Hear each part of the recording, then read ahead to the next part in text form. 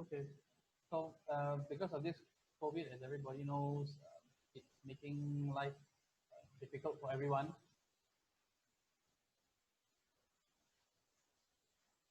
Right. So someone said not clear at all, but all right. So on average, it's clear. Right. So because of COVID, it's making things difficult. So we're going to do this online. So we are going to look at the new DJI M300.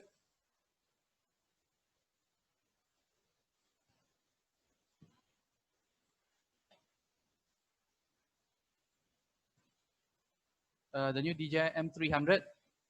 Can you hear me now?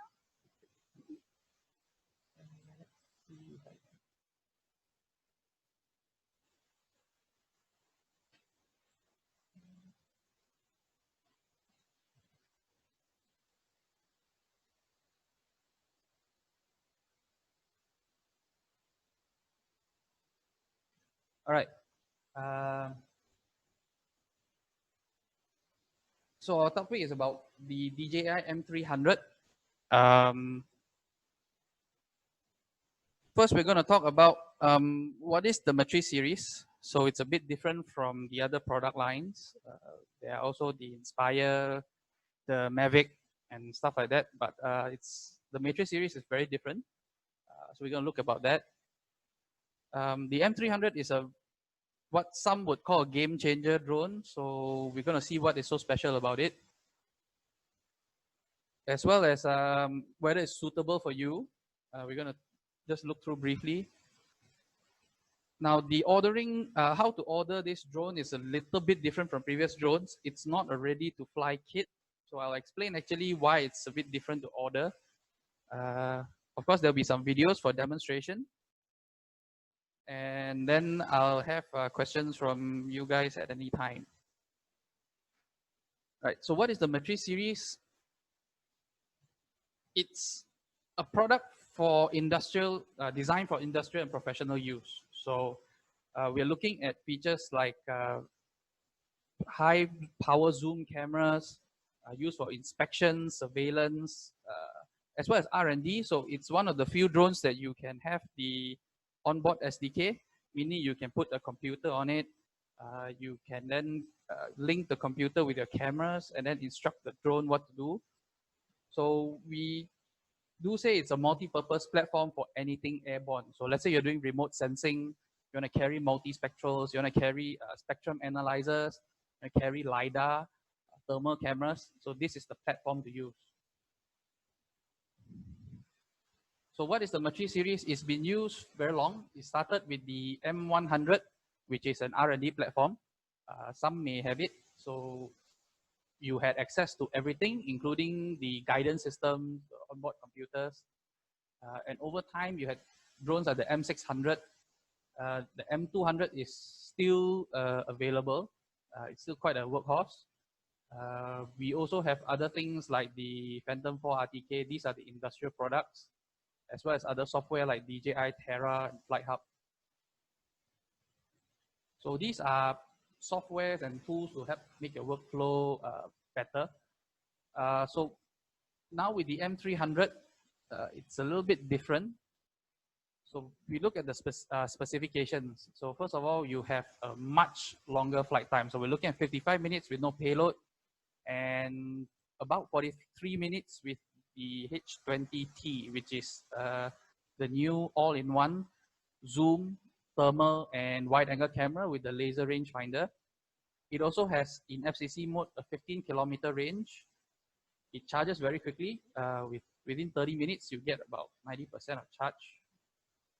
You can now carry 2.7 kilos. If you compare with the M200, you can carry maximum of 2 kilograms. There is also the new 6 directional sensing positioning. It's IP45 compared to the previous drone, which was IP43, I think. And you also get your RTK systems, so you don't have the compass malfunction problem. You also have the new dual operator system. So we will look into that, how it works, as well as all your gimbal support. So you have your triple gimbal, which means you have 2 cameras at the bottom, the payloads, as well as your SDK. systems. So if we compare with the M210 RTK V2, while carrying the XT2, which is the thermal camera, and the Z30 zoom camera, and the M300 RTK with the new H20T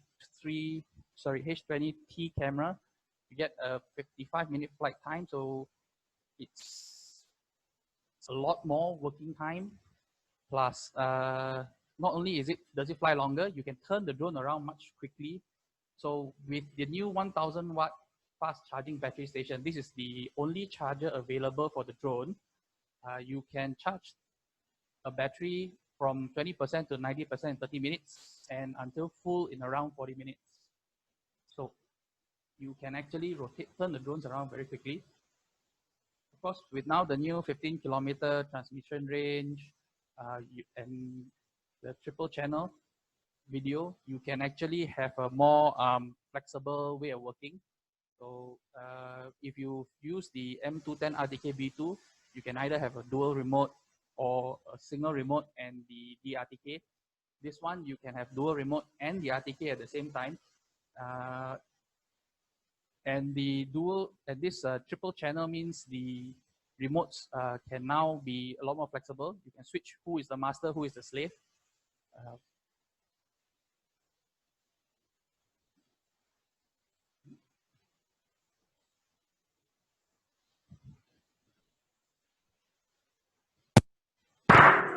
Is it clearer now?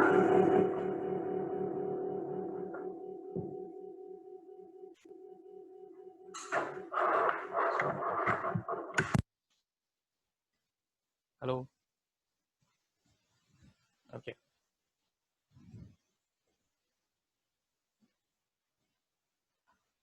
So the 6 directional sensing and positioning. So what it's different? Normally you have the just the camera. So just the camera on some of the sides and a TOF sensor on maybe the top for the M200. With this new model, you have the cameras and the TOF sensors on all 6 sides. So it means it can operate under day or night or in the dark. You can have obstacle detection. And this works up to a 40-meter maximum range. And you can actually set how it behaves, meaning when do you start to slow down and when do you stop. You can set that distance from the obstacle. The top and bottom auxiliary lights are basically, you have the strobes. You have the, you have the anti-collision beacon, that means the strobe lights. And then the auxiliary lights are lights to help the positioning system, the visual positioning system.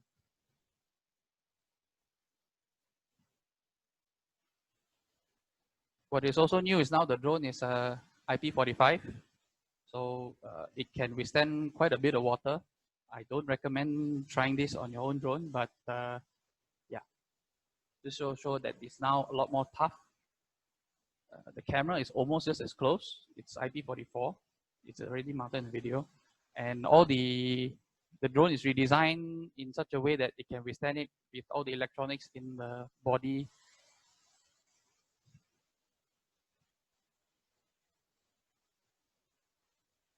So we also now have a new system. For example, the sensors are now double of everything. And as standard, it has the dual RTK already. On top of that, you have the dual battery system. So this dual battery system, you can have a hot swap. Or if one of them fails, the drone still can fly for a much shorter time, but you can try to bring it back or land it safely.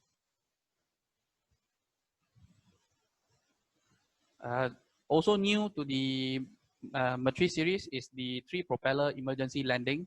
So previously, if you had a quadcopter, you basically had no redundancy. If one of the props hit something and it broke, basically it will start coming down. The 3-propeller emergency landing gives you some amount of maneuverability. It will rotate, but you can still move it left, right, front, back, up, down, and bring it down safely to cut down the damage. The FPV camera is now standard. It's a wide angle camera. It doesn't have a gimbal. It's just fixed into the body at the front. You also get the new ADS-B receiver.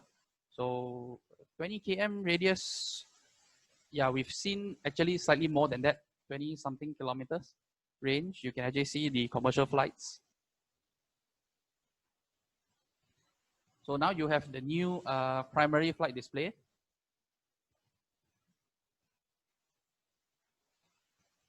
Now, as you can, if you look at the screen here, so you have a 360 degree. You have a 360 degree view here, right at the bottom here, of all obstacles. You also can see, if you see this yellow bar, how much room you have to the obstacles above you and at the bottom to the water. So all of this information together with your current altitude, it gives you very good situational awareness. So with one look, you know 360 degrees, at least 720. So front, back, left, right, up, down.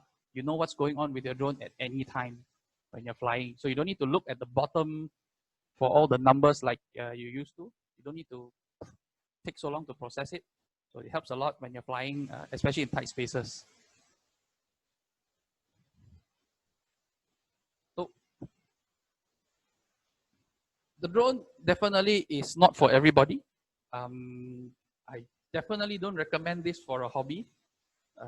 It's also not very ideal for filming because first of all, you can't lift the landing gear, so it will get in the way of your video. And I believe it would probably be just too expensive just for a hobby. So we recommend it's for people who really want to do inspection work with the new flight time, surveillance work. I'll show actually how we actually did some surveillance together with the police to test this new surveillance system.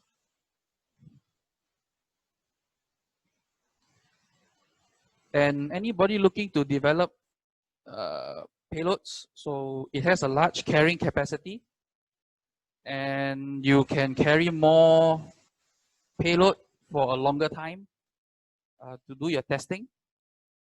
And you don't have to worry about the drone maybe crashing. No, it's a lot more stable.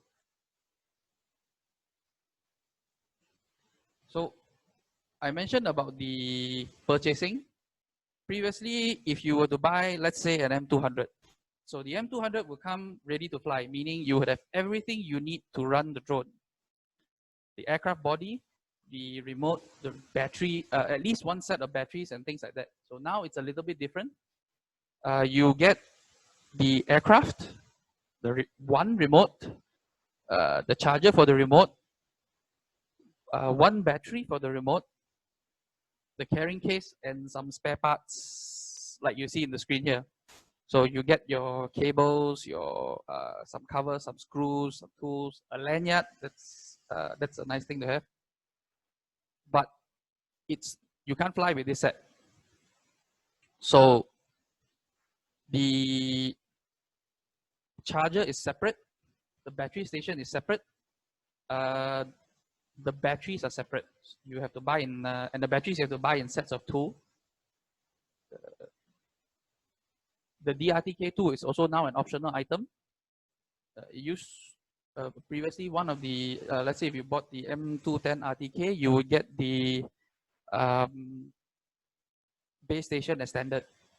You don't do that anymore.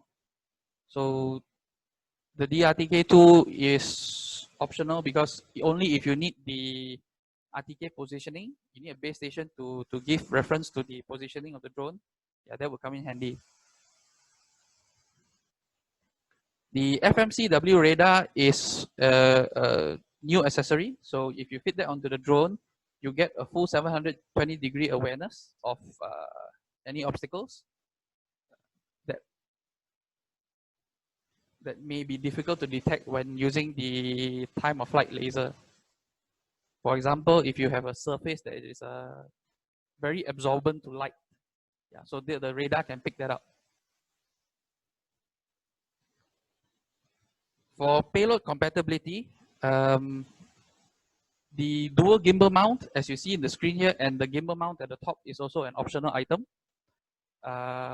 You have your old payloads that you've seen before. The XT2 thermal, the XTS thermal is a bit new. Then the Z30 zoom camera, as well as the new H20 series. If you have any payloads that you would want to check compatibility, please let us know. We can actually try it out if we have it. There are also some new payloads. So these are the third-party payloads. You have searchlights, multispectral cameras, spectrum analyzers. For those in oil and gas, you can even have your laser methane detector, gas detectors, and the 50mm thermal imaging camera is a lot of zoom. It's basically a fixed zoom. And if you're doing maybe 3D mapping of certain areas, you can, there are 5D cameras you can try.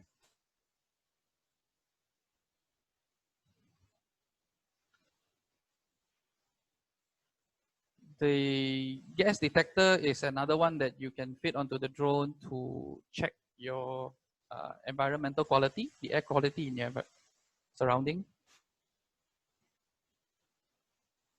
And some of these payloads, we have them in stock. So I'm going to, the next one is the demonstration videos. These are pre-recorded to make it easier. So we take a look at them. Let me mute.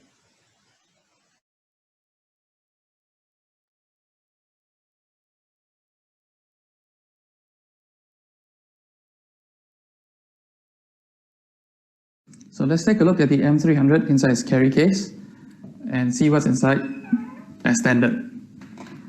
So here you have the landing gear, 2 pieces of landing gear, and you have a pocket here which to keep the propellers.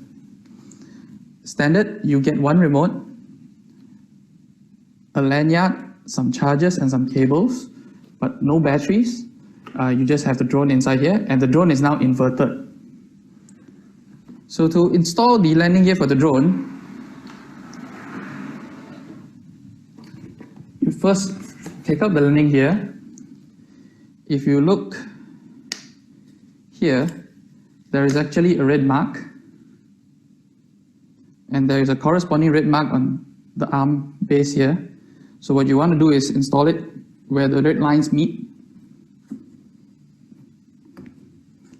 Push down, lock, and make sure that the indicator here, there's a locking mark. It aligns with the mark as well on the base here. Same for the other side.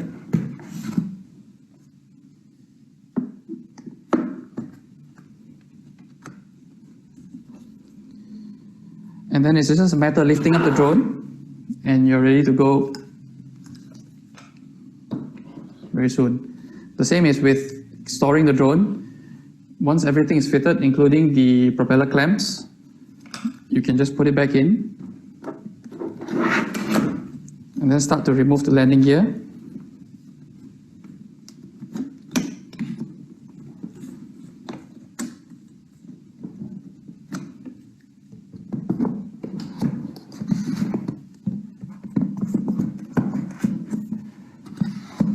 And you're ready to go.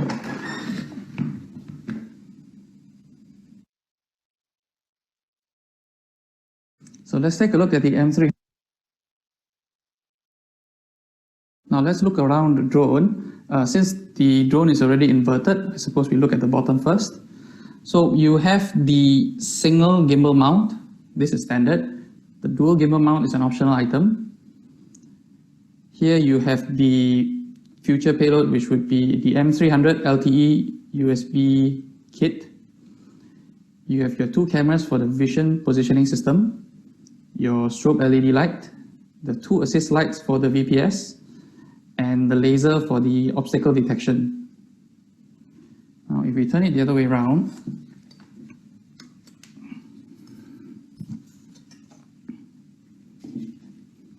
So to unfold it, it's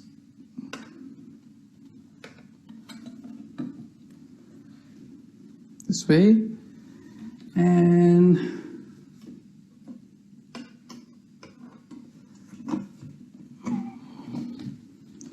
the same like the M200, you push it in and then you lock the arms.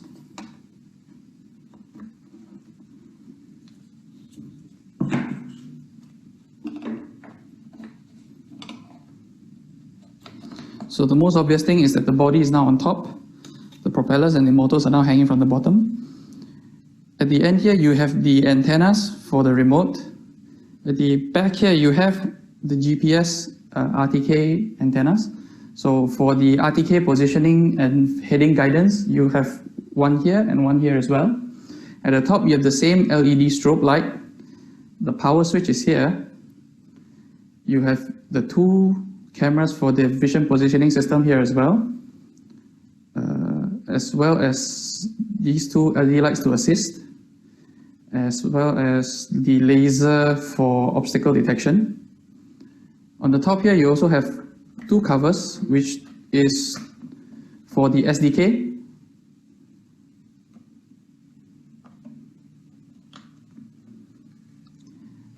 At the front here, you have your FPV camera and the same array of camera as well as laser at the front and the side and the back as well.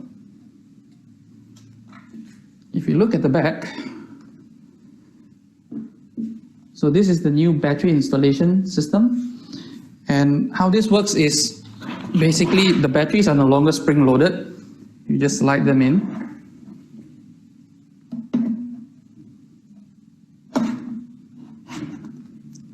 Once they're in, you just turn this lock.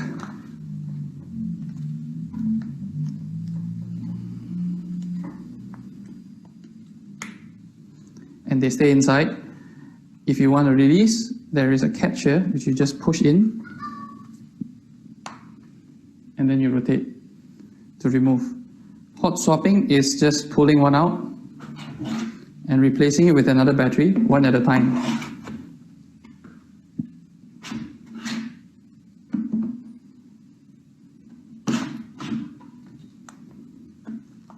Turning on the drone is the same, but this button serves the function as well to activate the remote linking procedure. Now let's look around. Now we're going to take a look at the charging. I've semi-populated the thing. Now the WB37s just slot straight in. The same as the TB60s, there's no lock, so you can just plug it in. It's quite heavy and it should have sufficient contact when just slotted in by itself. Now I've already connected the power. So to turn on the charger, you just press the power button. Okay. Now the charger will then start detecting the status of the batteries, determine which one needs to be charged, and then start charging them in the sequence.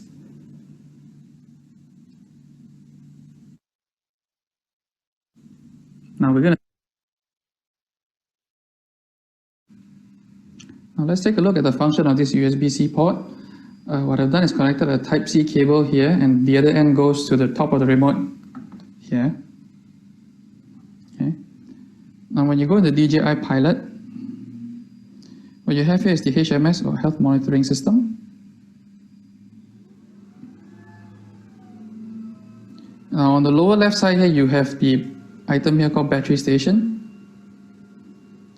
And if you're connected to Wi-Fi, what you'll see is the latest firmware version available. In this case, it's all updated to the latest. What you see here is battery case, the firmware version of the battery case, the charge status of each battery, as well as the firmware version for each battery. So when the battery is docked in the station, with the remote connected, you can actually update the firmware of all the batteries, so you don't have to do them in the drone. This helps save a lot of time for any operation.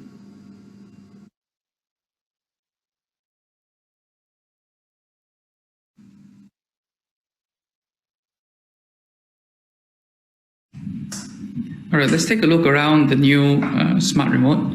It's similar to the smart remote for the Mavic 2 with a few key differences. Now in the front, first of all, you got these dust covers. Right? You also have this cover here, which will in the future allow you to mount a crystal sky to this remote. As usual, you have your back button, pause, return to home, flight mode switch, your 5D toggle button, your power switch, which does the same thing where if you press once, you check the voltage. If you press once and hold, you turn it on. You have a programmable button, 2 hooks, one more hook here, and in here, it's a bit tight, but what you have is a USB-A socket, which you can optionally fit a USB 4G modem. This will allow you to connect to any RTK core station, as well as allow you to connect to the drone by 4G in the future when there is the 4G LTE adapter on the drone. Now at the back here, you have the antenna, which when fully lifted holds the toggle 6 for the front, which you can remove. It also covers 2 buttons here. Behind this panel, there is a cooling fan, and here holds the WB37 battery, and this WB37 is the same as for the Ascendance and the RTK2. Right. So to put it in, what you do is you press the unlock button, and then you push it in, and then release. The same as releasing it, just push and hold, unplug it, and it's out. One thing to note is that it will not go in properly unless you push this button. At the top, you have a USB Type A, as well as this cover holds the full-size HDMI slot and a micro SD slot.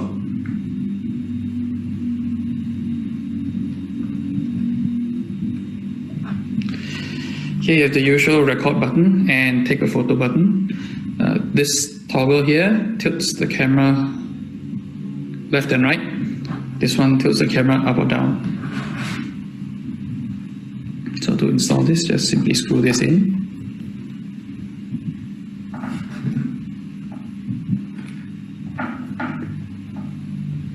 So to turn it on, first press and hold.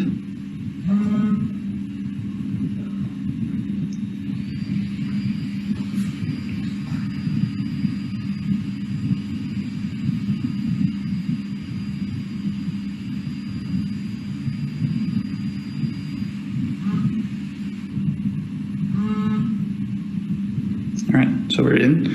Now on the upper right hand side here, you'll actually see the voltage indicators for both the internal battery and external battery. As usual, you also see the Wi-Fi status like any Android device, as well as the USB device connected up here as well. And if you drag down, you get your Wi-Fi connections, Bluetooth, HDMI, as well as small things like for you to do screen capture. There's a built-in function, as well as recording videos. Here you have the pilot app, and that's the default app. We have confirmed that UGCS is working on an app that will work for the M300 RTK, so we'll wait for that. In here, you'll actually get your usual pilot interface, except for 2 extra things. One is the album, the other is the health monitoring system. So in here, you can actually see the full health status of the drone. You can find information about the propulsion systems. You can see vision positioning systems, any other issues, for example, image transmission. You can also get the firmware updates here. So you can see the firmware updates or firmware versions for all the devices on the drone. You can as well get your logs from the aircraft.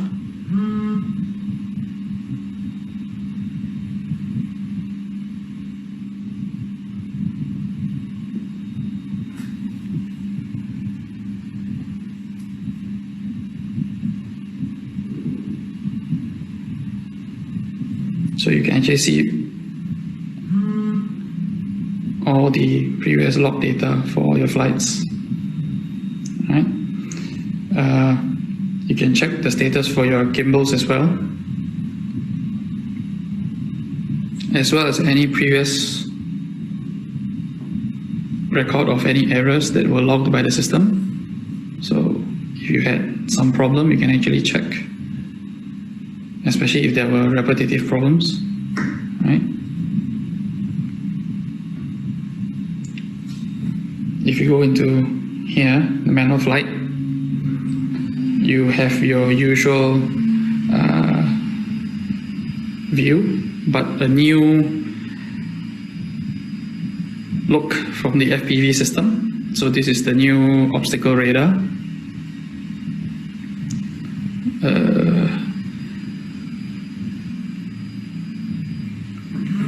Here you have the toggle for the strobe lights, as well as any alerts from the system. Right, this will bring you back to the HMS. What is also different now is, if you go into the menu, you have first of all the center gravity auto calibration, your obstacle avoidance systems. First of all, you have a adjustable braking distance now for both the horizontal, vertical, as well as the usual sensors, your precision landing, RTH obstacle detection.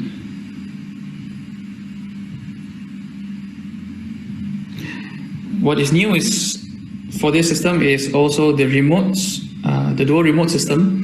They link via two separate channels. So for instance, this remote is linked via channel A, another remote is linked via channel B, and you can actually have multiple configurations on how they work together with the drone. We'll get into that a little later.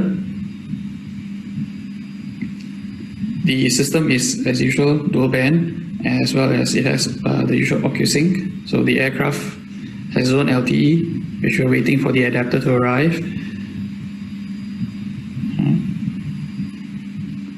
You can also cast your screen to, say, a smart TV if you are doing any presentations or anything like that.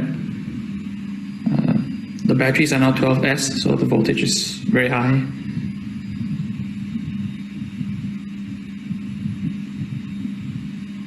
Now, this is being the M300 RTK. It has RTK functions. So you have your RTK positioning, and you can connect, as usual, to the custom network RTK and the DRTK mobile station. So this is similar to the P4 RTK if you've used it before. So as usual, you can just connect to a core station if you want, or to a DRTK mobile station.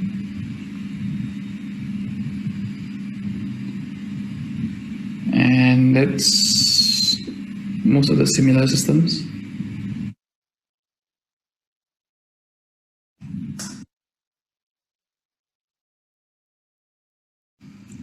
Since the subject of this webinar is on the M300, we'll focus on the payloads in another webinar. So I'm trying to demonstrate the dual remote function.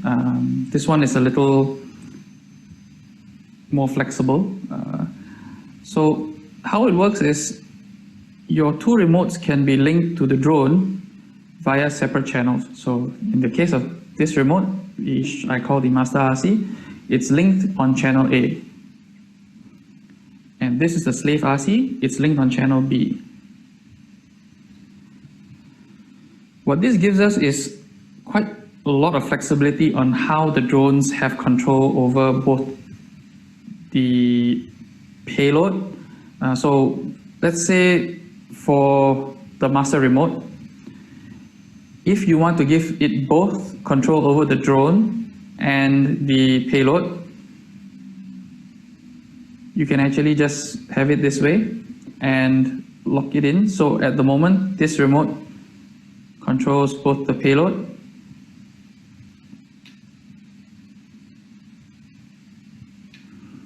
and this small blue icon here means that it has control over the drone. You can also have the pilot and payload operator mode. So what you do is, for the payload operator remote, choose the payload as your main view, and then press this gimbal logo here. Companion controller obtained gimbal 1 control. So when you have control over the gimbal, what happens is you get all these extra functions on how the functions of the payload, for example, the smart track, are available. So on this side, as you can see, it's no longer here until you take control of it.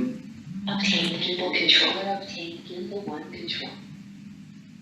Companion controller obtained gimbal 1 control. Obtaining control over either the payload or the drone changes also the way which the toggles work. So if you have control over the drone, these work in whatever mode that you usually fly in. So in mode 2, this is up and down, this goes front, back, left, right, and this is rotation. The control on the top here, if you have gimbal control, does the traditional thing of moving the camera up and down, left and right.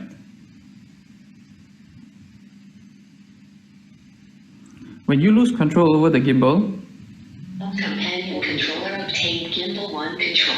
The toggles at the top no longer work. And on the remote with the gimbal control,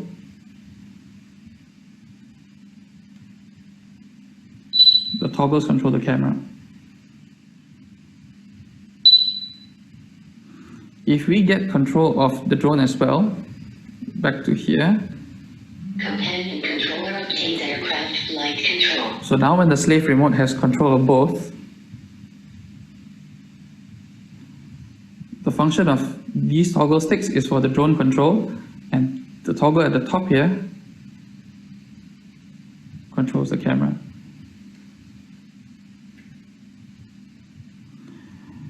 The other function is to have the drone in a teacher-student mode. So for the teacher-student mode, it's a bit straightforward. Basically, both the remotes are in FPV mode, and the student can have either one of the remotes, maybe let's say this one, and they would have control of the drone while the trainer observes, and when something goes wrong, the trainer can just take away drone control this way. So the drone will then follow this remote. The third function is you can actually have this remote with control of everything. And in the event this remote is no longer in link with the drone, this remote will take over. So for example, if we turn this off,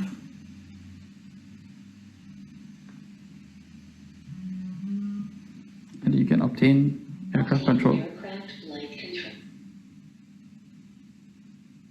So now you have full control over everything.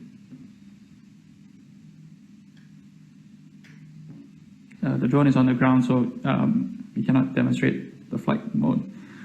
So what this allows is, if you have two remotes that are far apart by some distance, let's say the rated distance for the drone and the remote in CE mode is 8 kilometers, and these two remotes are 15 kilometers apart. So what you would have is the drone is in the middle, and in the event the drone loses link with this remote, but there is still link with this remote can take over, and you can even change the home point to where this remote is, and allow it to continue mission. So a good example would be, let's say you have a boat or an oil rig offshore. This one could be on the coast. You take off, fly halfway, and this remote takes over the flight towards the oil rig or boat and does the landing.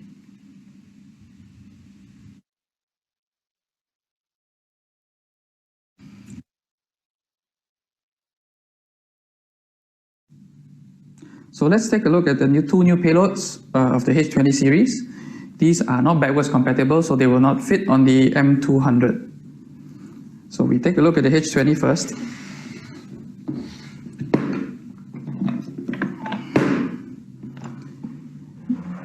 Now the camera now comes with the lens cap, which is a nice touch. So you have a 20 megapixel, 23 times optical zoom camera, and this is a wide angle camera, 12 megapixels. Behind here, you have a laser rangefinder, which is effective up to 1.2 kilometers. At the back, you have your slot for the micro SD card to store your images. For the H20T, it's very similar. Again, you have your micro SD card slot at the back to store your images. It's almost 200 grams heavier than the H20.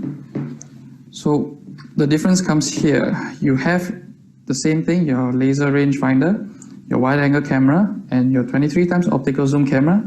But now you will have the 640 by 512 thermal camera. This is a 19 millimeter focal length.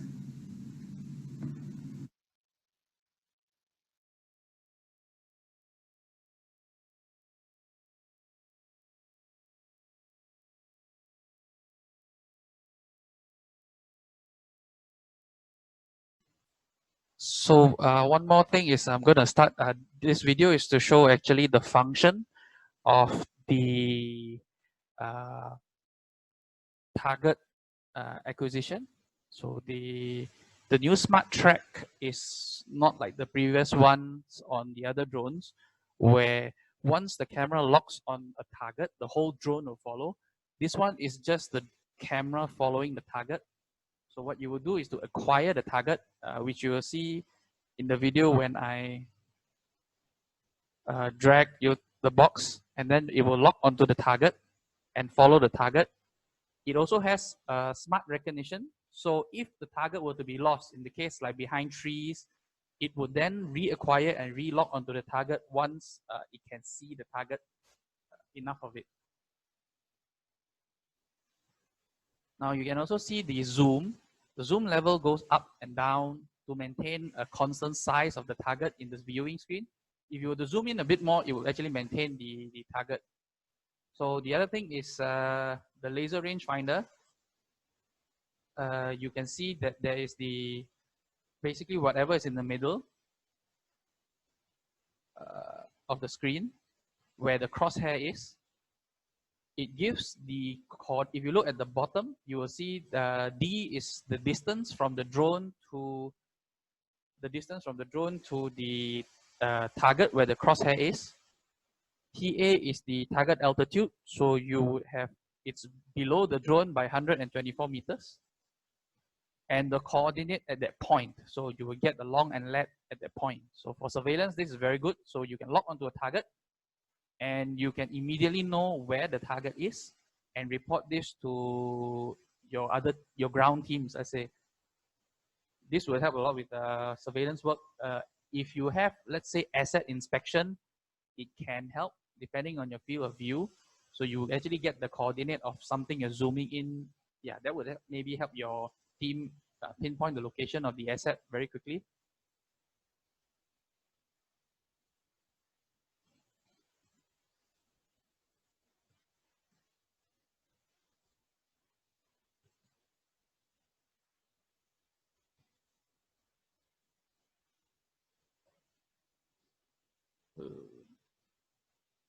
The other one is, so the H20T also comes with a thermal camera built in. The performance is, this is a night view somewhere in Cyberjaya. So you can see, it can see the thermal details of the car. It's also tracking.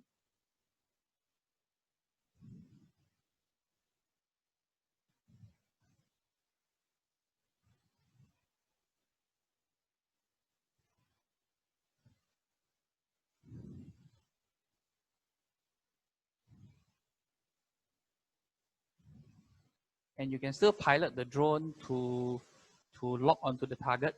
So to maintain line of sight with the target, it helps quite a bit.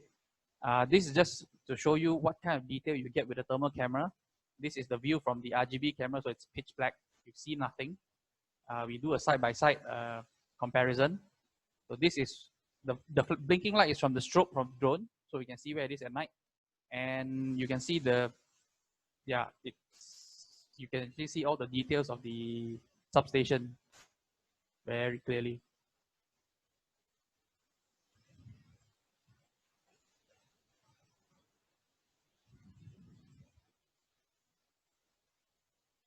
So there were some questions pre-submitted. I'd like to address some of those. So the first one that was given was aerial 3D mapping. That's all the question said. So I would just assume the question is whether can the drone perform aerial 3D mapping. Yes, you need the right payload, the right camera. Maybe the 3D, the 5D camera, or some something like an X5 maybe. Yeah, one of those cameras, or X7. You fit it onto the drone. It has RTK already, so you would get the usual precise positioning of every photo. And you can do plot your missions inside the pilot mission planner. Someone asked a spectrum of modular products or tools that can be applied on the M300. So you have the SDK tools. Those are the usual. You have your OSDK, which is the onboard SDK. There will be a new one for the drone, because on the top of the drone and the bottom of the drone, the SDKs now connect through a connector that looks something like a Type-C. Right? That requires a new SDK mount. Even the gimbals that are on the drone, those are mounted using the same gimbal, same connector, the Type-C. Flight time and another question is flight time and distance tested different with M210? Does it have RTK, EMF interference? Okay, so flight time we've tested like the spec put so far. I mean, the batteries are pretty new. We've got roughly 40 minutes with the H20 camera. We have tested actually up to, in CE mode, a bit over 9 kilometers. So it's very, very good range. The rated range is only 8 kilometers. And I believe we could have gone a little bit further. It's just that the smart return to home kicked in. They was afraid it couldn't come back in time, so we actually called it off. But yeah. Yeah, so when we landed with, I mean, we went there, we had a 75% battery left. We came back, we still have 40% in the bank. The drone has RTK, so you can link to either a course station or you can use the DRTK tool, and that would pretty much solve your EMF interference problem near high voltage transmission cable. It's also suitable for high voltage tower inspection. One of the functions it has is that it can do recording. So your waypoint missions can now be recorded. You can record more than 65,000 waypoints. So you can basically record your entire mission, inspection mission for, let's say, a few kilometers, of power line, and then play it back. There was another question, about the rangefinder capabilities. So it's an invisible laser.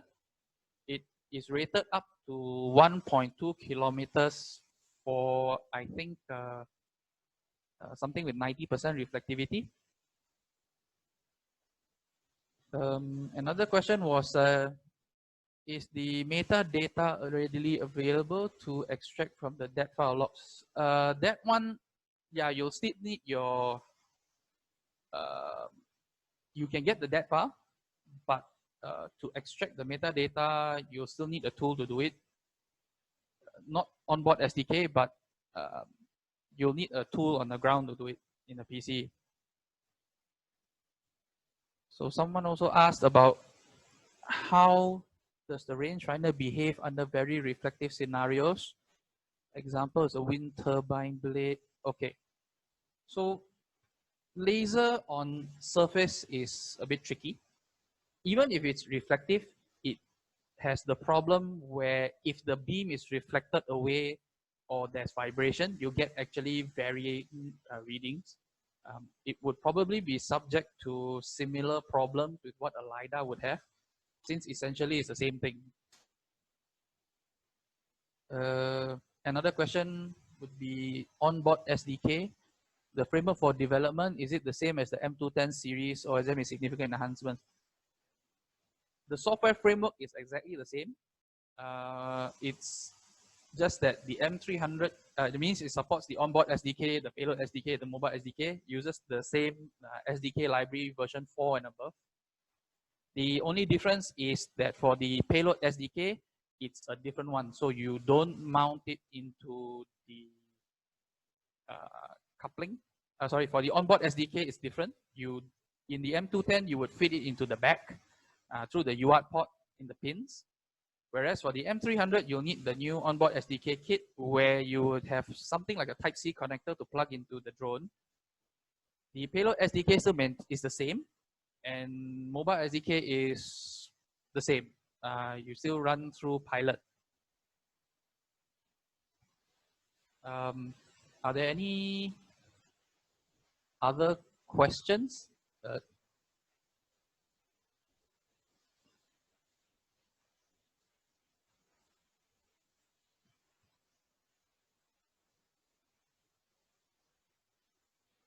So I'm sorry if there are any hiccups for this webinar. It's our first webinar, and we're still getting the hang of Zoom for webinar. Meetings is pretty much straightforward. But we will also, oh, sorry, there's another question. So can the rangefinder measurement remain locked on the target? Yes. So what you would do is you would activate the target acquisition. It will lock onto a target, and then you just turn on the rangefinder. It will hold on to the target. And you can move the drone around. It will still lock onto the target as long as the target is still visible or it doesn't change too much. So what I mean by change too much is, let's say you take a car. If you're looking at the back of the car and you keep on rotating around the car, it will look very different from the back. Sometimes it will lose lock. But otherwise, yeah, you can actually do that. You turn on the target acquisition. The image processing will then hold on to the target, and then you can use the rangefinder to measure the distance and coordinate of the target. So in future, getting back to what I was talking about, in future, we will also have other webinars for more in detail look of the payloads and the functionalities of those payloads when mounted on the M300. So we will be doing things like fitting the sniffer, which is a gas analyzer, or the new cameras. So how to analyze the thermals and the other functions of the camera, or maybe even the LiDAR to be fitted on the M300. So we'll be looking onto those sort of payloads to be fitted on the drones. But if we can take emails from, if you have any further questions as well, you can send any emails to us. You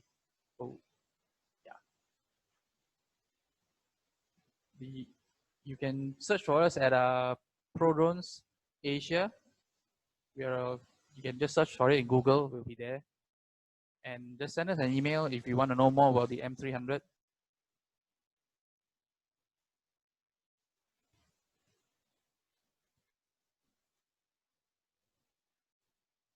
Yeah, so the email is Andrew, ANDREW, at ProDrones, PRODRONES.Asia, all in small letter.